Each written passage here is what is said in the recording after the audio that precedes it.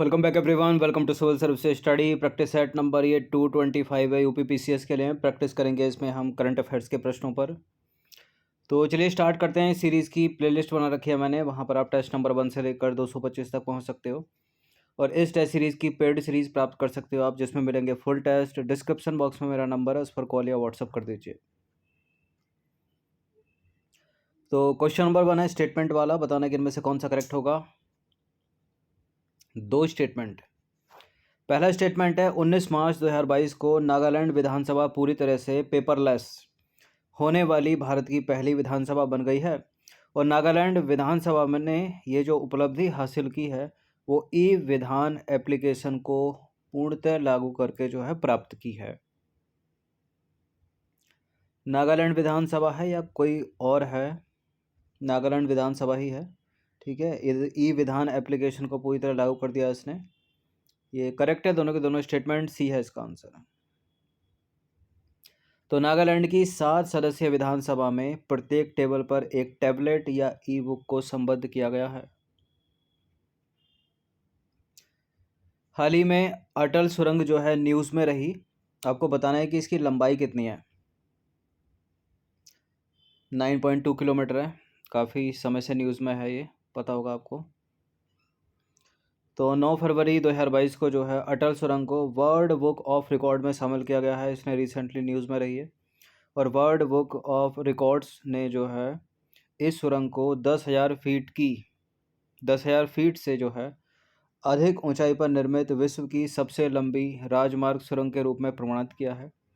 इस सुरंग का निर्माण बीआरओ ने किया है, आपको पता होगा, सीमा सड़क संगठन यानी बॉर्डर रोड ऑर्गेनाइजेशन के द्वारा किया गया है। यह जो टनल है वो हिमालय की पीर पंजाल श्रृंखला में अवस्थित रोहतांग दर्रे से गुजरती है। अब अटल सुरंग से रिलेटेड इस प्रश्न का उत्तर दीजिए। तो अटल सुरंग केवल 6 महीने हिमाचल प्रदेश के मनाली को लाहौल स्पीति घाटी से जोड़ती है। और अटल सुरंग विश्व की पहली टनल है या सुरंग है जिसमें 4G कनेक्टिविटी मुहैया कराई गई है। बताइए कौन सा करेक्ट है।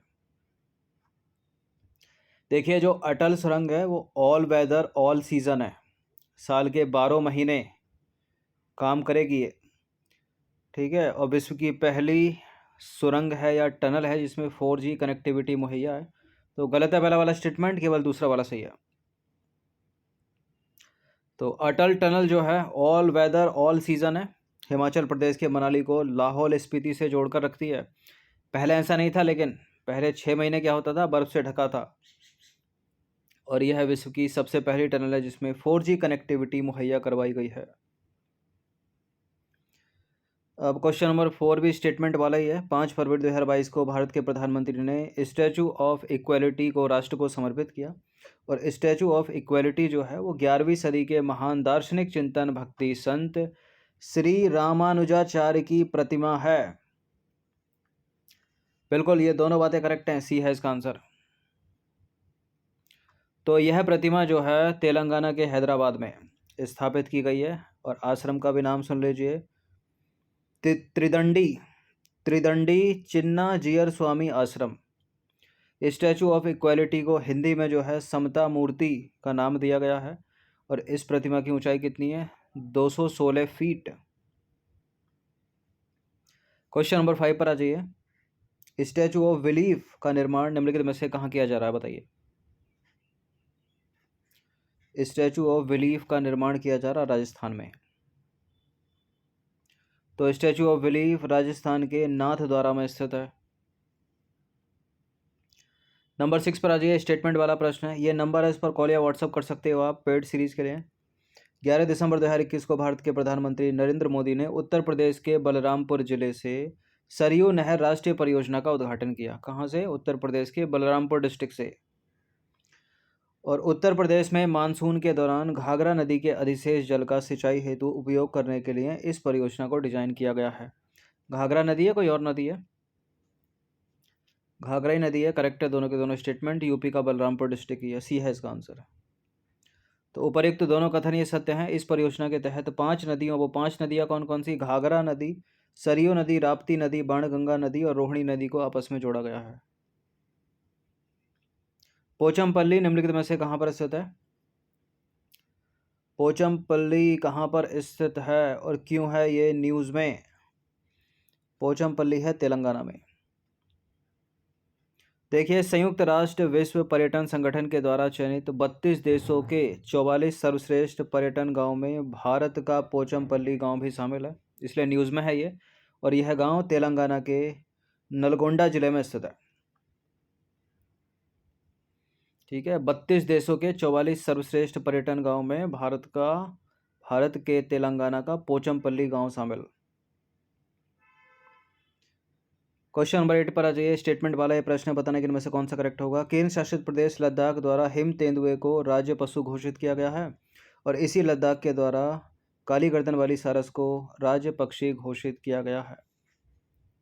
कभी जम्मू कश्मीर और लद्दाख जो है एक ही राज्य थे, अब अलग अलग हो गए हैं और दोनों अलग केंद्र शासित प्रदेश हैं। और बिल्कुल लद्दाख का राज्य पशु जो है वो हिम तेंदुआ घोषित है और राज्य पक्षी जो है वो ब्लैक नेकेड क्रेन यानी काली गर्दन वाली सारस। दोनों के दोनों करेक्ट हैं, सी है इसका आंसर। क्वेश्चन नंबर 9 पर आ जाइए। वर्ष 2021 में time person of the year निम्नलिखित में से किसे चुना गया है? कौन हो सकता है इनमें? या तो डी होगा या ए होगा। एलोन मस्क स्पेस एक्स के संस्थापक और सीईओ हैं ये। तो 13 दिसंबर 2021 को अमेरिका के प्रतिष्ठित अंतर्राष्ट्रीय पत्रिका टाइम द्वारा वर्ष 2021 के time person of the year की घोषणा की गई। एलोन मस्क को time person of the year चुना गया है और एलोन मस्क अंतरिक्ष अन्वेषण कंपनी स्पेस एक्स के संस्थापक और सीईओ हैं। देखा सभी को होगा, इन्होंने हर दिन तो न्यूज़ में रहते हैं। 10वां प्रश्न है, निम्नलिखित कथनों पर विचार करेंगे, दो स्टेटमेंट के साथ बताएंगे कौन सा करेक्ट होगा। ऑक्सफोर्ड डिक्शनरी ने वर्ष 2021 हेतु wax word of the year घोषित किया है, वैक्स शब्द को, और बोलचाल की भाषा में इसे वैक्सीन और वैक्सीनेशन के संदर्भ में प्रयुक्त किया गया है।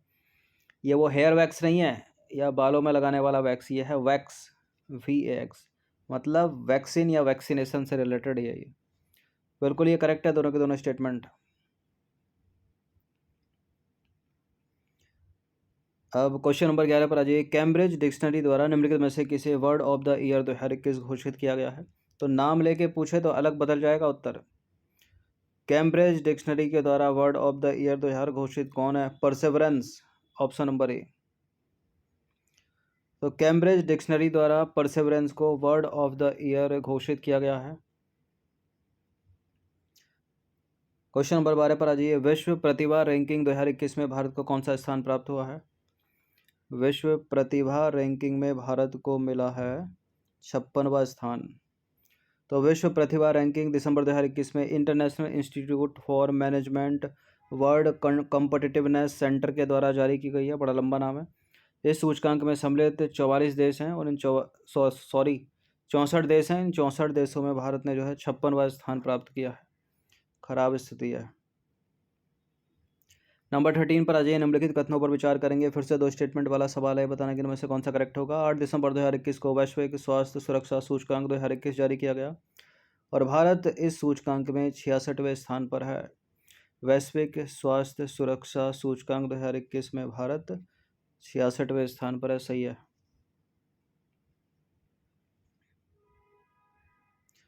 क्वेश्चन नंबर 14 पर आ जाइए। यूनेस्को के रचनात्मक शहरों के नेटवर्क में भारत के कितने शहर शामिल हैं? कितने हो गए हैं अब? 4, 5, 6, 7, कितने हो गए? 6 हो गए हैं। तो यूनेस्को के रचनात्मक शहरों के नेटवर्क में भारत के 6 शहर शामिल हैं। उनमें 6 में जयपुर का नाम, हैदराबाद का नाम, चेन्नई का नाम, मुंबई का नाम, वाराणसी का नाम और श्रीनगर का नाम शामिल है। क्वेश्चन नंबर 15 पर आ जाइए। वैश्विक ड्रग नीति 2021 में भारत को कौन सी रैंकिंग मिली है? वैश्विक ड्रग नीति में भारत को 18वीं रैंकिंग मिली है। तो 8 नवंबर 2021 को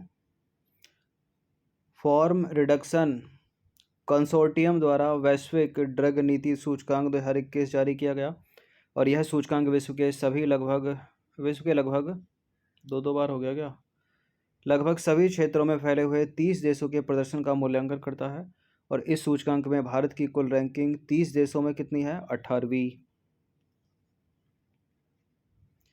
नंबर 16, क्वेश्चन नंबर 16 है, निम्नलिखित कथनों पर विचार करेंगे। 12 अक्टूबर 2021 को वैश्विक खाद्य सुरक्षा सूचकांक 2021 जारी किया गया और इस सूचकांक में भारत को 71वां स्थान प्राप्त हुआ है।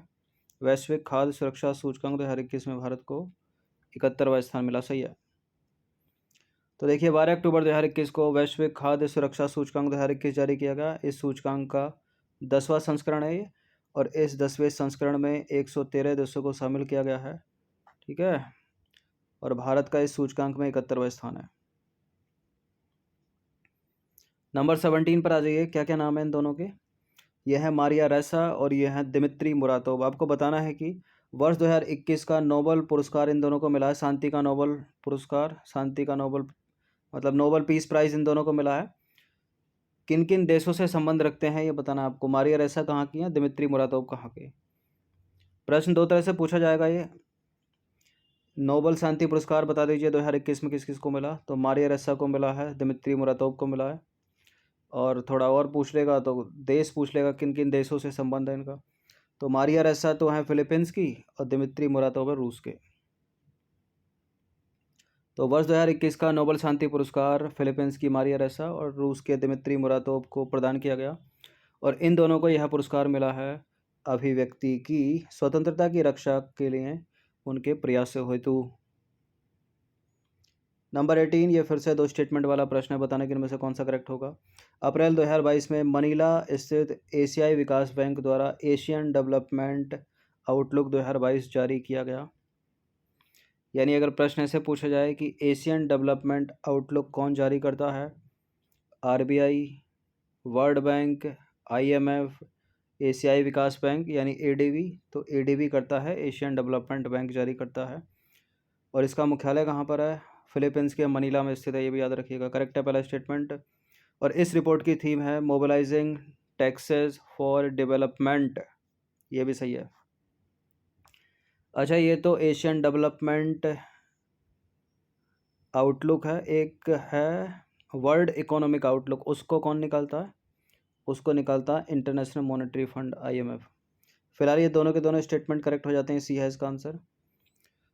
तो एशियन डेवलपमेंट आउटलुक के अनुसार विकासशील एशिया की जीडीपी वृद्धि दर वर्ष 2022 के लिए 5.2 अनुमानित है तथा यह वर्ष 2023 के लिए 5.3 अनुमानित है।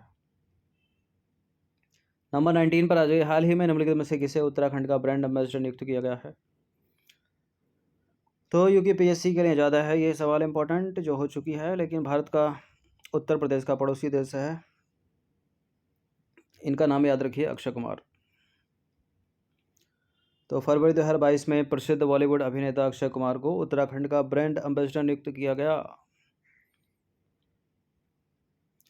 क्वेश्चन नंबर 20 पर आ जाइए। उत्तर प्रदेश के महत्वाकांक्षी कार्यक्रम एक जनपद एक उत्पाद का ब्रांड एम्बेसडर निम्नलिखित में से कौन है? अक्षय कुमार तो नहीं है, रेखा नहीं है, कंगना रनौत। ठीक है, कंगना रनौत। तो उत्तर प्रदेश सरकार द्वारा उत्तर प्रदेश के महत्वाकांक्षी कार्यक्रम एक जनपद एक उत्पाद या एक जिला एक उत्पाद का ब्रांड एम्बेसडर कौन है? कंगना रनौत। इनको जो है अक्टूबर 2021 में नियुक्त किया गया। वैसे ही बीजेपी की फेवरेट बनी हुई है ये।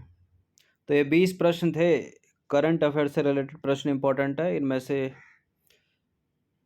एक भी प्रश्न पूछा गया तो धन्य ये टेस्ट।